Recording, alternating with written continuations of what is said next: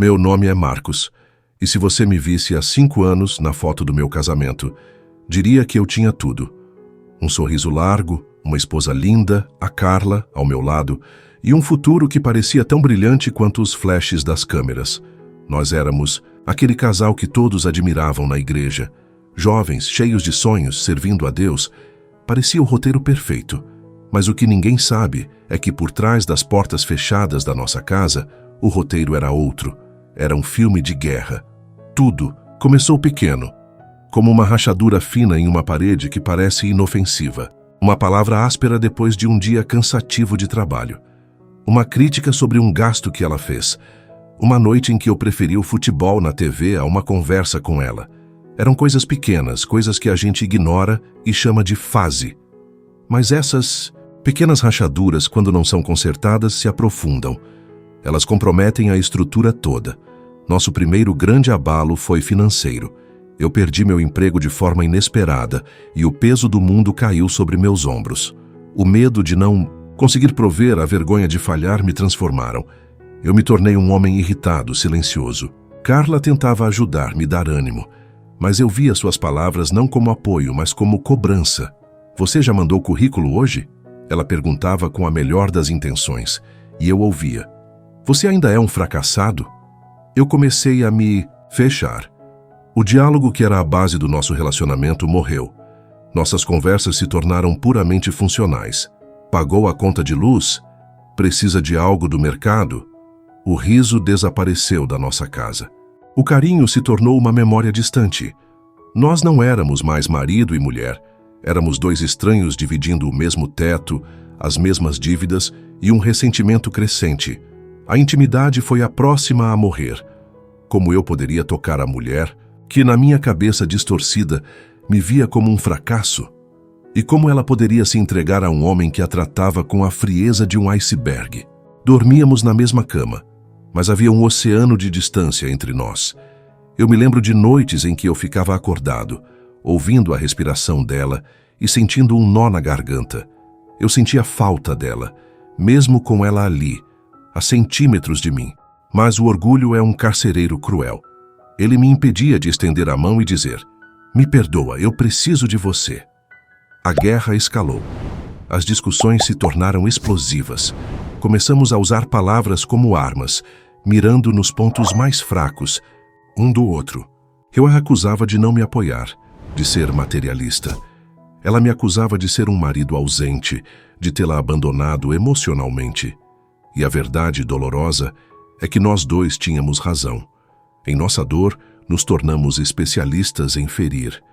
Quebrávamos pratos, batíamos portas. A casa, que deveria ser nosso refúgio, se tornou um campo de batalha. O ar era pesado, denso de acusações não ditas e mágoas antigas. Nossos amigos da igreja tentavam ajudar. O pastor nos chamou para conversar. Nós íamos, sentávamos lá, ouvíamos os conselhos, balançávamos a cabeça em concordância e voltávamos para casa para continuar a guerra. Estávamos tão entrincheirados em nossas posições, tão viciados na nossa dor, que não conseguíamos ver uma saída. A oração se tornou mecânica. Como eu poderia orar de mãos dadas com a minha inimiga? Como poderíamos pedir a bênção de Deus para um lar que nós mesmos estávamos amaldiçoando com nossas atitudes? O ponto final, para mim, foi quando cheguei em casa um dia e encontrei as malas dela prontas na sala. Ela não chorava mais.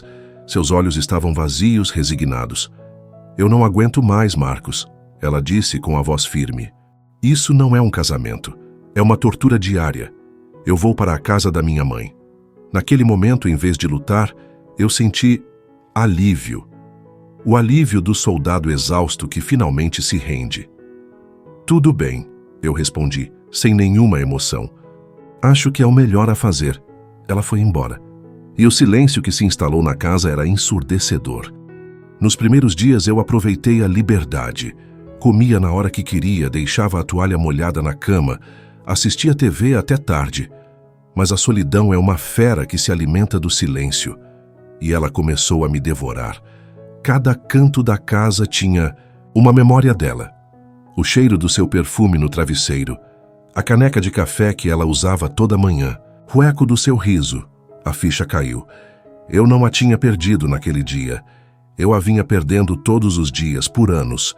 E a culpa me esmagou. Mas o orgulho ainda estava lá, mais forte do que nunca. Foi ela quem saiu. Foi ela quem desistiu. Eu não ia dar o braço a torcer. Uma semana depois, o telefone tocou. Era um advogado. O advogado dela. A palavra divórcio foi dita de forma fria, profissional. E eu concordei com tudo. Assinar os papéis era apenas uma formalidade para oficializar o fim que já tinha acontecido. Marcamos a data e o local. A guerra estava prestes a terminar e nós dois sairíamos derrotados. O dia chegou.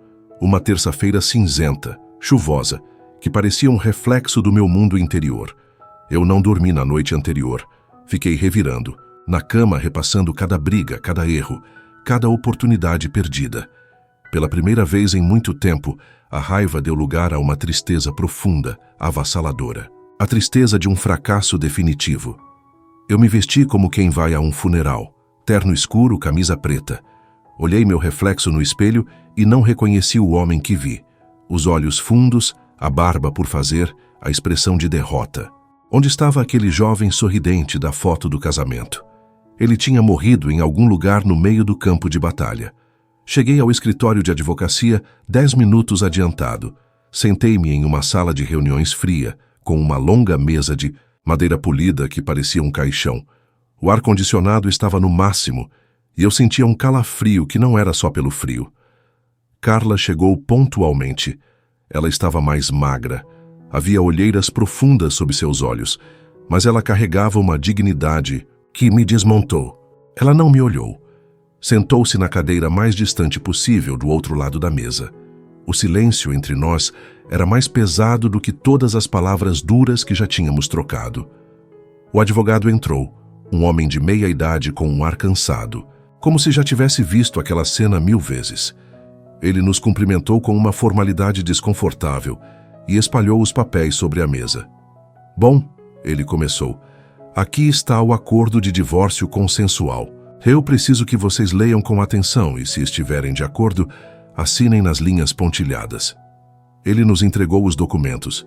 Minhas mãos tremiam um pouco quando peguei a papelada. As letras dançavam na minha frente. Divórcio, separação, de bens, dissolução de sociedade conjugal. Cada termo era um prego no caixão do nosso casamento. Eu olhei para Carla. Ela lia os papéis com uma concentração absoluta, como se estivesse estudando um contrato de negócios. Nenhuma emoção. Seu rosto era uma máscara de indiferença, e aquilo me quebrou. A indiferença dela doeu mais do que qualquer grito, qualquer acusação. Significava que realmente tinha acabado, que eu não significava mais nada. O advogado colocou 2 canetas na mesa. 2 canetas pretas, simples, mas que naquele momento pareciam os instrumentos mais terríveis do mundo. Podem assinar, ele disse com a voz neutra. Carla pegou a caneta primeiro, sem hesitar. Sua mão firme se moveu em direção ao papel. Eu observei, paralisado, o coração batendo descontroladamente no meu peito. Era isso, o fim. Anos de história, de promessas, de sonhos, tudo seria reduzido a uma assinatura. Enquanto a ponta da caneta dela se aproximava da linha, um desespero primitivo tomou conta de mim. Não era o orgulho falando, não era a raiva, era algo mais profundo, era a alma gritando. E na minha mente, sem mover os lábios, eu clamei. Foi a oração mais honesta da minha vida.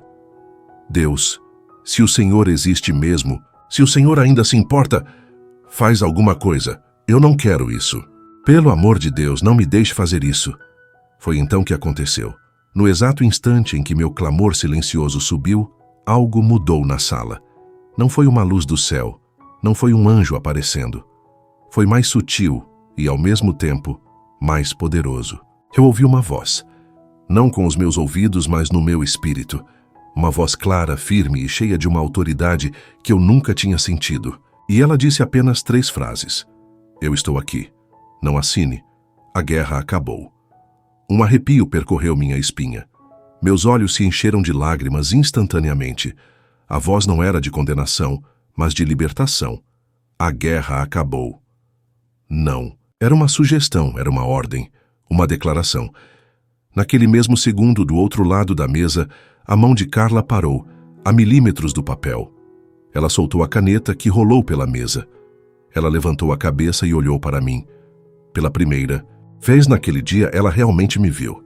E seus olhos estavam cheios de lágrimas. A máscara tinha caído.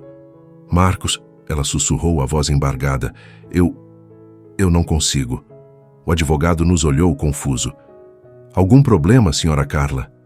Ela balançou a cabeça, as lágrimas agora escorrendo livremente pelo seu rosto. Ouvi uma voz, ela disse, olhando para mim, buscando confirmação. Você também ouviu? Eu não conseguia falar. Apenas assenti com a cabeça, o choro preso na minha garganta. Naquele momento, naquela sala de advocacia fria e estéril, o Espírito Santo de Deus se manifestou. Ele invadiu o território do inimigo. Ele parou a mão que assinaria a sentença de morte. Eu me levantei, contornei a mesa, meu corpo se movendo, por conta própria. Ajoelhei-me ao lado da cadeira dela. Peguei sua mão, a mesma mão que seguraria a caneta. Estava gelada. E pela primeira vez em anos, eu disse as palavras que deveriam ter sido ditas há muito tempo. Me perdoa, Carla. Pelo amor de Deus, me perdoa. E ali, no chão daquele escritório, nós dois choramos. Choramos a dor, o orgulho, os anos perdidos. E no meio das lágrimas, algo novo nasceu. A guerra tinha de fato acabado. E a paz que sentimos não era a paz do divórcio, mas a paz da rendição a Deus. Sair daquele escritório foi como acordar de um pesadelo. Pagamos a consulta do advogado, que nos olhava com uma expressão de total incredulidade, e saímos de mãos dadas para a rua chuvosa. A chuva parecia diferente agora. Parecia que estava lavando tudo. Não voltamos para casa imediatamente. Entramos no primeiro café que vimos, nos sentamos em uma mesa no canto e apenas nos olhamos. A caminhada da redenção não foi fácil. Não foi um passe de mágica. O milagre na sala do advogado foi o ponto de partida, não a linha de chegada. Foi o cessar-fogo que nos permitiu sair das trincheiras e começar o difícil trabalho de reconstrução. Havia anos de entulho para remover, mágoas profundas, padrões de comportamento tóxicos, feridas que infeccionaram. Tivemos que reaprender a conversar. No início era estranho. Tínhamos medo de pisar em uma mina terrestre e explodir tudo de novo. Por isso, buscamos ajuda. Voltamos ao nosso pastor, mas desta vez com os corações abertos e quebrantados. Fizemos terapia de casal. Tivemos que ser brutalmente honestos um com o outro e com nós mesmos. Eu tive que admitir meu orgulho, minha negligência, minha dureza de coração. Tive que olhar nos olhos dela e reconhecer cada vez que minhas palavras a diminuíram. E tive que ouvir, sem me defender, o quanto minha ausência a machucou, o quão sozinha ela se sentiu dentro do nosso próprio casamento. Doeu muito. Carla, por sua vez, teve que lidar com a amargura que havia crescido em seu coração. Teve que me perdoar não apenas uma vez, mas todos os dias, até que a ferida cicatrizasse. Ela teve que aprender a confiar em mim de novo, a acreditar que a mudança era real. A oração se tornou o alicerce da nossa reconstrução. Todas as noites, antes de dormir, ajoelhávamos ao lado da cama, de mãos dadas, e orávamos. Não eram mais orações mecânicas. Eram conversas sinceras com o Pai. Entregávamos nossas frustrações, nossos medos, pedíamos sabedoria, paciência. Agradecíamos pelas pequenas vitórias. Um dia sem discussões, um sorriso trocado, um gesto de carinho. Lentamente, a primavera começou a voltar para o nosso lar. Eu me lembro do dia em que a ouvi gargalhar de uma piada boba que eu fiz. O som ecoou pela casa e encheu meu coração de uma alegria que eu não sentia há anos. Começamos a sair juntos de novo, a ter encontros como no início do namoro. Fomos descobrindo um ao outro novamente, mas de uma forma mais madura, mais real. Hoje, 5 anos se passaram desde aquele dia no escritório do advogado. Nosso casamento não é perfeito, porque nós não somos perfeitos. Ainda temos desentendimentos, mas a guerra acabou. Aprendemos a lutar pelo nosso casamento, e não mais um contra o outro. Aprendemos que o amor não é um sentimento que vai e vem, mas uma decisão diária. A decisão de perdoar, de servir, de honrar, de colocar o outro em primeiro lugar. Aquela voz que ouvimos nunca mais falou de forma tão audível, mas ela continua ecoando em nossos corações. A guerra acabou. Deus não apenas salvou nosso casamento do divórcio. Ele nos resgatou de nós mesmos. Ele demoliu o que tínhamos construído com nosso orgulho e egoísmo. E sobre as ruínas, Ele construiu algo novo, algo mais forte, algo que não está alicerçado em nossos sentimentos falhos, mas em sua graça redentora. Meu nome é Marcos, e eu estava com a caneta na mão para assinar o fim da minha história. Mas Deus, em sua infinita misericórdia, pegou aquela mesma caneta e começou a escrever um novo capítulo. Um capítulo chamado Redenção.